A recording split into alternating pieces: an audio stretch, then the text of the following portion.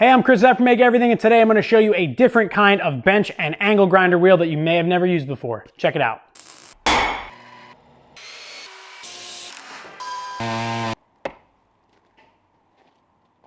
These are polinox wheels. They are a unitized abrasive, so it's a compound of abrasive that is all bonded in there, and they are not a hard stone wheel like you may be used to seeing. An aluminum oxide wheel or a silicon carbide wheel looks like this on a bench grinder, but they're very, very hard. They're basically made out of stone. These are soft. They feel almost like fibers, and you can get them for a bench grinder or for an angle grinder. Now, they're great for polishing and deburring. They come in different hardnesses, which I'll explain later on in the video. And first thing I'm going to show you is how we can use one of these on a bench grinder, and then I'm also going to show you how we can use it on a buffer and then an angle grinder. So this is a 6-inch bench grinder, and I'm going to show you how I got this wheel on there. It's very simple, similar to kind of putting on one of those aluminum oxide wheels. And once that's on there, we can go ahead and use it. Now, the speed at which these want to run is important. They don't like to run at a very, very high speed. This happens to be a very low speed grinder, so it's not super ideal, but it will work and you can get some cleanup. For illustration's sake, though, we're going to move over to my buffer where you can kind of see a little bit better what I'm working on. All right, so here we have a 6-inch bench buffer. This one is a 3600 RPM spindle, and I've got one of the deburring wheels on here. You can see with the shims that I've got in there, it's pretty easy to mount up. This one is a convolute wheel, and it is an MH hardness. Now, these are varying hardnesses so that you can get in and around corners and kind of allow the wheel to flex as you're grinding specific shapes. Now, I'll put a chart up on the screen to show the different hardnesses that you can get, and by screwing this on there and turning on the buffer, you can see this thing spins just like anything normally would, and I'm going to be able to do some deburring operations on this that I wouldn't normally be able to do with a buffing wheel or a wire wheel or anything without potentially removing more material than I'd want to. So right here is a good example of a part that I might want to deburr with something like this. This is a file guide that I made, and it's got very sharp edges on it. Sharp enough where I bet if I slid my finger across it quickly enough, I could break the skin. Now, if I want to deburr this quickly and I want to knock down these little corners, I could go over to the belt grinder, but something like this actually I find gives a more controlled edge and a smoother edge because this is essentially polishing the edge while it is deburring it. So I'll show you how quickly we can do that.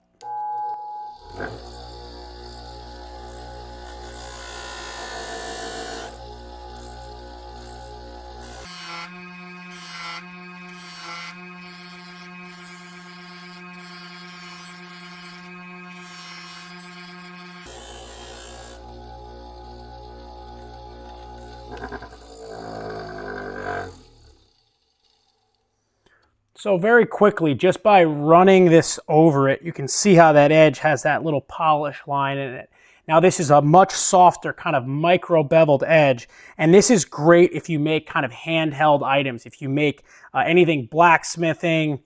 So if you make knives or any small kind of tool and die stuff, you can really clean up edges in a very, very precise and almost microscopic way without potentially going too far with like a belt grinder. So I typically buy nuts and bolts like 3 or 4 inches long with full thread so that I can cut them down as needed. And there's usually a pretty nasty burr when I cut these with the bandsaw. And what I found is by using one of these deburring wheels, I can get a really soft edge. So if you do wind up having to interact with the nut or the bolt at the very end, you don't wind up kind of cutting your fingers, or really more for my clients to avoid cutting their fingers.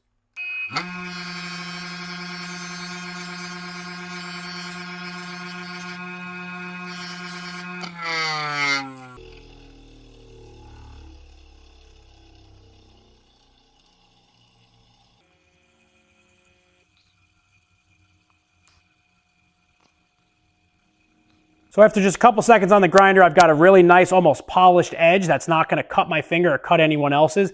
And the nut is able to get over onto this bolt really, really seamlessly without anything in the way. Great for doing this process. So a while back, I made these scissors, and in that video, I used a couple different things to clean up these edges, but these are a perfect kind of item where you would want a wheel like this that you can get in, get around the corner, and you can really clean up and round over edges to make them softer on your hands as you kind of go, and feel around a part like this.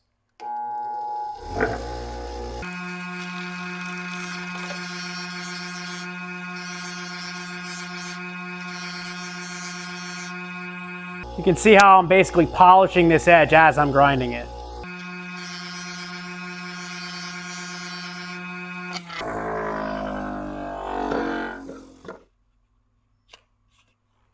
So here's a perfect example of something I'd want to deburr using this wheel. So this is a very kind of precisely cut stainless steel door strike, and it was cut on my water jet, my Wazer, and I'm going to use this razor blade to show the burr that's on it, but there's a kind of wire, like a wire edge burr on there, and it's pretty sharp. If I run my finger across it this way, I'm pretty sure I'd be able to cut my finger with it. So I'm going to just use this to take that burr off really lightly because I want to leave this edge as square as possible.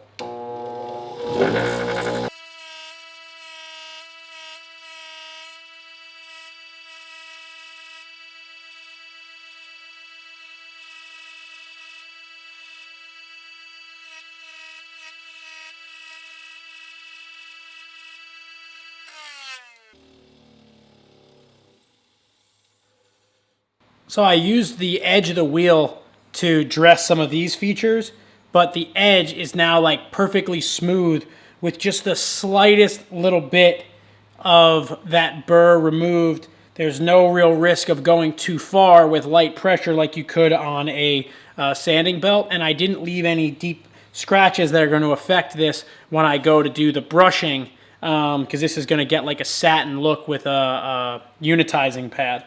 So really nice way to use these, very quick way to do a really clean deburring operation.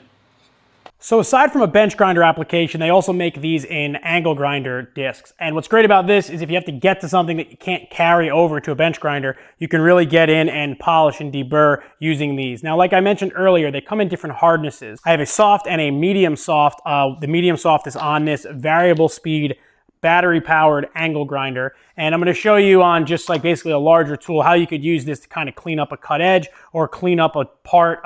In this case, we're going to use a bending die that's just, you know, kind of rusted over and needs to be cleaned up and brightened up.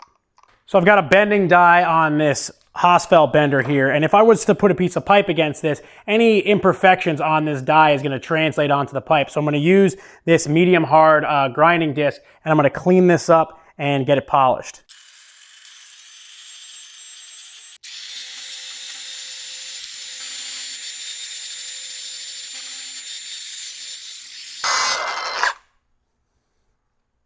So this thing is like glass smooth now, way smoother than I would have been able to get it with a wire wheel. And since I was using a semi-hard disc, the edge actually rounded over, which is going to help me get inside those contours if I want to keep kind of bringing this up through the grits. So you can imagine how you could bring this over to a larger part and you could do a really nice job cleaning it up. You can also polish with these if you have a piece of tubing that you want to really clean up and bring to a nicer finish without leaving any grind marks like you would with a flap disc.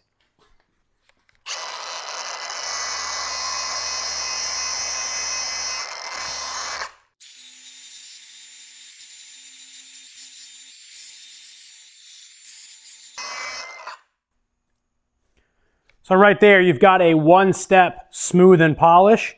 Now obviously this isn't mirror polish, but it gave a really nice finish that you could definitely use as a finished grind. It even went over that weld really nicely. And if you were to put some coating on this to keep it from rusting and oxidizing, this is actually a really nice finish for a piece of furniture or a finished piece, just to keep it really clean and make sure that it's not going to give any grease or put any kind of black stains on your customer's hands.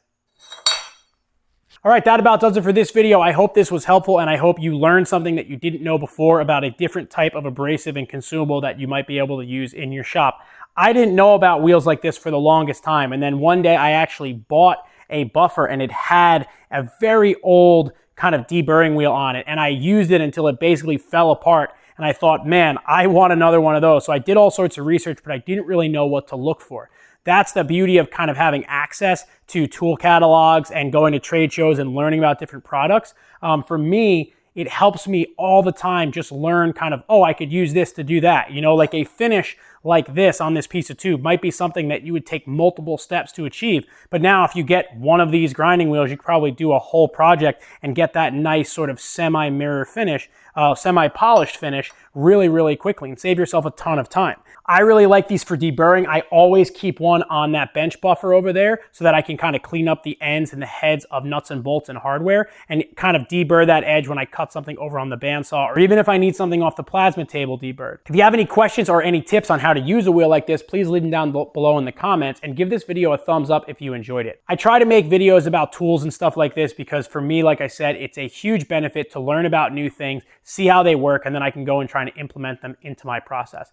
Thank you to Fair Abrasive for sponsoring this video and sponsoring my shop. Check out the links below on where you can get these types of wheels, what they're called, and there's also some technical documents on the Fair website where you can learn a little bit more about them and figure out exactly which one is going to suit your needs. If you want to see what I'm doing on a day-to-day basis, follow me right here at Make Everything Shop, and don't forget to subscribe to my YouTube channel. I'm always putting out new videos about different processes and projects. I got a bunch of really cool stuff in the works that I'm very excited about, and I hope you're there to watch those videos. Also, if you're on Facebook, I just recently started kind of putting a lot of new content over on my Facebook page, so I'll put a link to that down below. I hope you enjoyed this video. Again, I am Chris F from Make Everything, and I will see you on the next one.